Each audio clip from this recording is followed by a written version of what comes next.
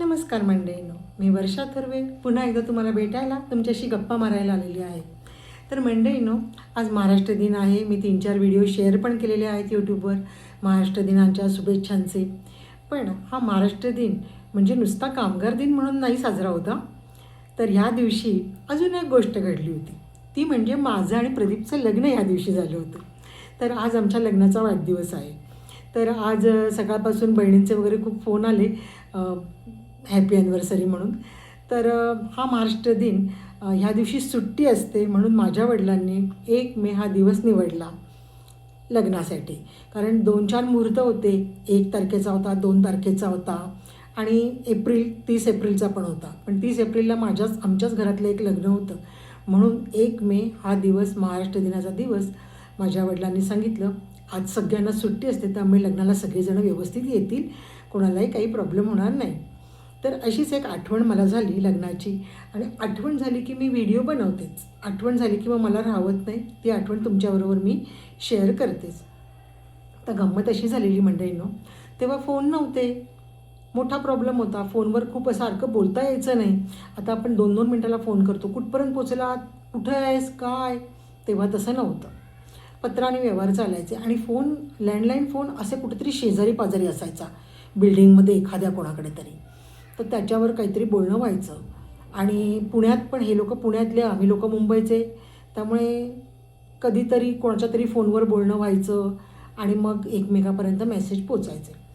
तर असंच हे लोक निघाले 30 एप्रिलला. 1 मेला लग्न होतं आणि 30 एप्रिलला हे लोक रात्री पोचणार होते मुंबईत RCFच्या हॉलवर.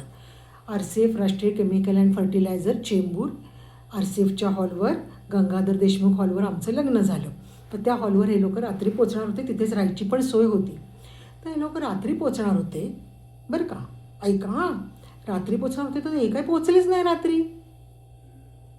यांची आवरावर करता करता निघता सवरता वऱ्हाड सगळं गोळा होता. बस केली होती यांनी. तर वऱ्हाड सगळं गोळा होता एक जण येता उशीर झाला.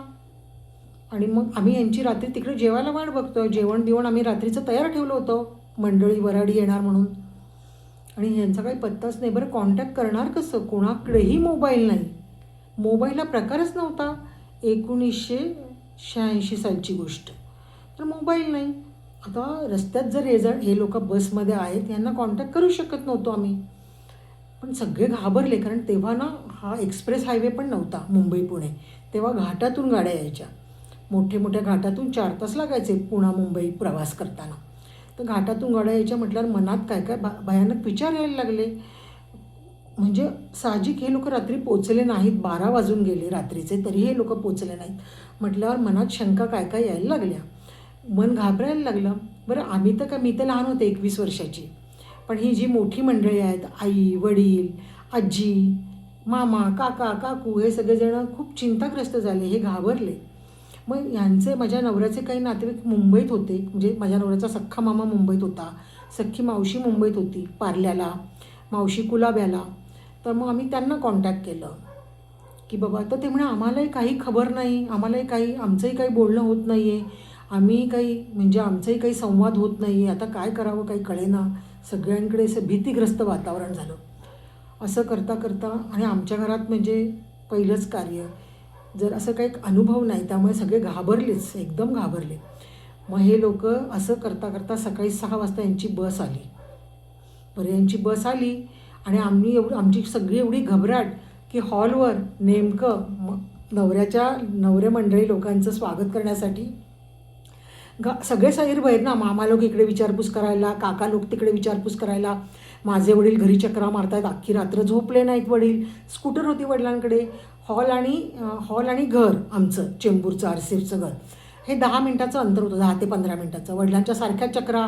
तुम्हाला काही माहिती मिळाली का, परत हॉलवर जाऊन बघायचं, आलेत का लोक, कोणी आले का, हॉलवर चक्कर मारायची, परत घरी यायचं, परत हॉलवर, असं रात्रभर तेच चाललेलं.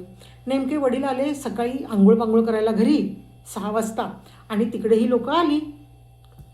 तिकडेही लोक आली, येऊन पोचली. बसभर वऱ्हाड आलं. आणि तसे आमच्या हे ओळखीतलेच लोक होते. म्हणजे माझ्या आईच्या मैत्रिणीचाच मुलगा हा. माझी सासू माझ्या आईची मैत्रीणच लहानपणची.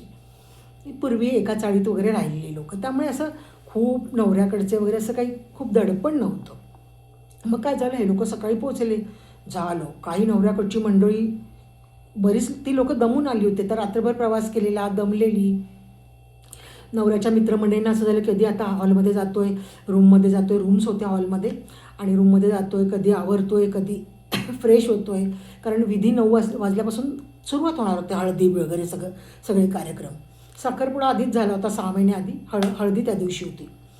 मग हे सगळे विधी सुरू करायचे, नवऱ्याला आवरायचे. पण त्यात एक जण वयस्कर गृहस्थ होते, आडमुठे जे म्हणतात ना, आपण आडमुठेपणा करतात, मान पान हवा असतो. ते म्हणे अजिबात आज जायचं नाही, इकडे कोणी तुम्हाला तुमचं स्वागतासाठी आल्याशिवाय हॉलमध्ये जायचं नाही.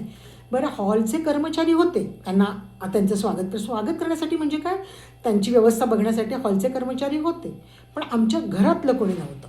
मग घाईघाई घरी निरोप आला. मग वडील घाईघाई आंघोळ करून पटकन आपले 4 तांबे पाणी घेतलं आणि पळाले. मुलीच्या वडिलांची किती अवस्था असते ना, ते त्या दिवशी मला कळालं. साधं नसतं लग्न म्हणजे. मुलीच्या वडिलांवर किती जबाबदारी असते, मुलीच्या भावावर किती जबाबदारी असते, हे त्या दिवशी कळलं. मग दादा घाईघाई स्कूटरवर पळाले. मग माझी एक आजी, माझी आत्या, सगळेजणं घाईघाई पळाले हॉलवर. आणि मग नवऱ्याची तिकडे व्यवस्था होतीच, म्हणजे ओवाळायचं वगैरे ताट तयार ठेवलं होतं. मग पटकन ताट तयार केलं, मग नवऱ्याला ओवाळलं, मग त्याला वाजत गाजत आतमध्ये घेतलं हॉलमध्ये. आणि मग त्यांची सगळी तयारी सुरू झाली. ब्रश, आंघोळ पांघोळी सगळं त्यांची व्यवस्था, चहा पाणी नाश्ता वगैरे त्यांचं एक सुरू झालं. तोपर्यंत मी घरीच होते. मी 7:30-8 वाजता हॉलवर गेले. मला नेलं म्हणजे हॉलवर 8 वाजता, कारण 9 वाजता हळद होती. मग तिथून पुढे हळदीचा कार्यक्रम, मग काय तेलवण, हे ते. मग दुपारी लग्न होतं 12:30चं, मग संध्याकाळी रिसेप्शन, असं सगळं लग्न पार पडलं. तर ही एक आठवण. अशी आडमुठी लोकं त्या काळी होती. आता कोणी नाही तसं. खूप जणं मुलीकडच्यांना सांभाळून घेतात.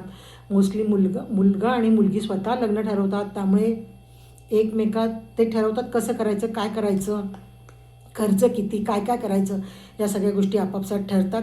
आणि मग सगळा लग्नविधी व्यवस्थित पार पडतो. असा आडमुठा आता तरी कोणी दिसत नाही, खूप चांगली गोष्ट आहे. पण तेव्हाही अशी काही लोकं होती की ज्यांना मान पान आणि ओवाळणं, हे ते, या सगळ्या गोष्टींना महत्त्व आहे. तेव्हाही होतं, आजही आहे. पण काही वेळा असं अडवून धरू नये, नाही का. थोडं समजून घ्यावं परिस्थितीला. त्यांनाच उशीर झाला होता, तेच उशिरा आले होते. तेच जे रात्री येणार ते वराड सकाळी आलं म्हटलं, आम्ही किती घाबरलो ह्याची त्यांना कल्पना आहे का. मग आम्ही त्यांना समजावलं, म्हटलं आम्ही रात्रभर आम्ही टेन्शनमध्ये की तुम्ही कुठे आहात, काय झालं, घाटातनं आले, बाई गाडी कुठे पंक्चर झाली का, गाडी कुठे थांबली, फोन नाही, काही संवाद नाही, काही मेसेज नाही, काही तुमचं बातमी नाही इथे की बाबा तुम्ही कुठपर्यंत पोचले. तर मग माझा नवरा म्हणाला, अगं असू देत, माझ्या वडिलांची माझ्या नवऱ्यानेच म्हणाला, दादा क्षमा करा, अशी काही लोकं असतात, तुम्ही लक्ष देऊ नका.